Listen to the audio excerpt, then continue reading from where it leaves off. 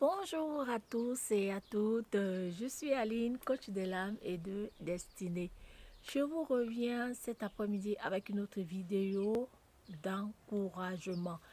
Bien avant de rentrer dans le vif du sujet, j'aimerais remercier tous ceux qui partagent mes vidéos, tous ceux et celles qui s'abonnent sur ma chaîne. Je vous souhaite la bienvenue. Alors, j'aimerais d'abord rendre grâce au Seigneur pour ce moment que nous allons passer ensemble. Excellent Père de grâce, mon âme te loue, mon âme te bénit pour ce moment.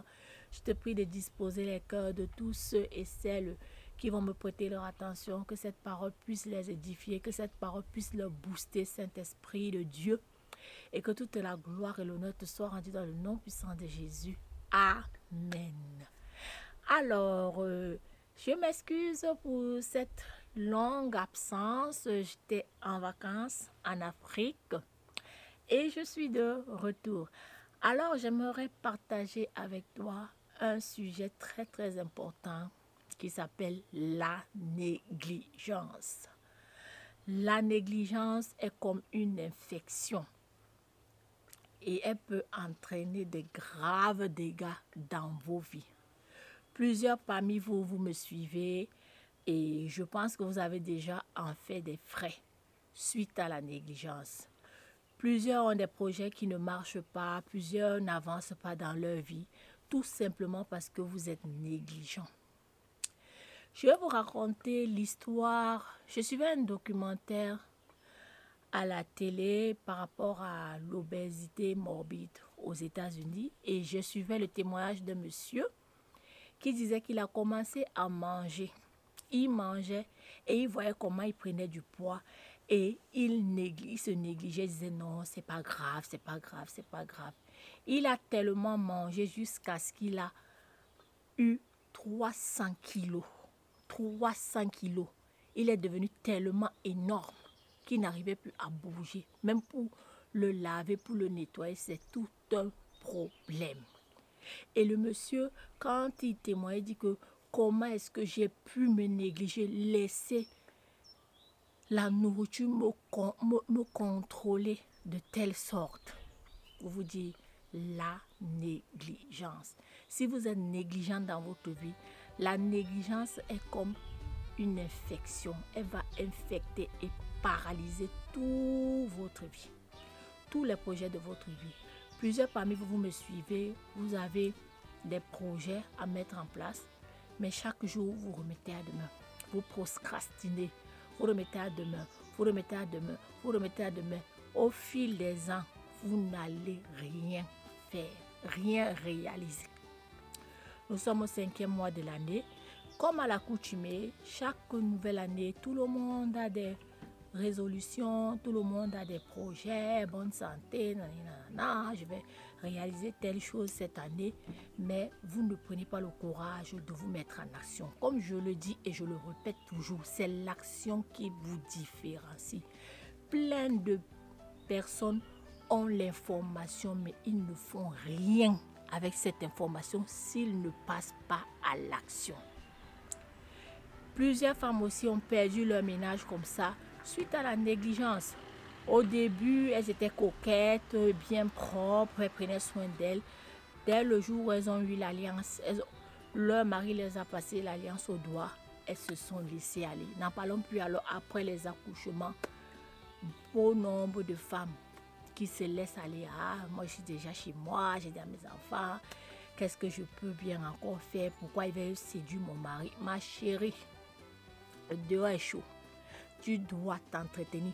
Même pas parce que tu es marié, mais pour ton bien-être à toi.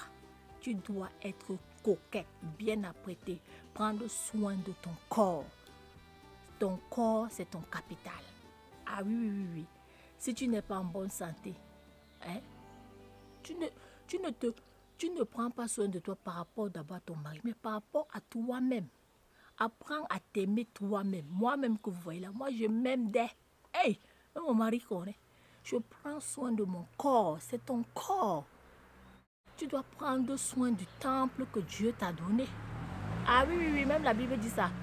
Vous devez prendre soin du temple du corps de Christ. C'est écrit dans la parole. Donc pour te dire, plein de personnes ont perdu des gros contrats à cause de la négligence. Il fallait déposer un dossier, vous ne l'avez pas déposé à temps. Vous vous êtes dit, vous avez du temps, Finalement, les clients sont partis. Je veux aussi souligner quelque chose, une expérience que j'ai eue au Cameroun.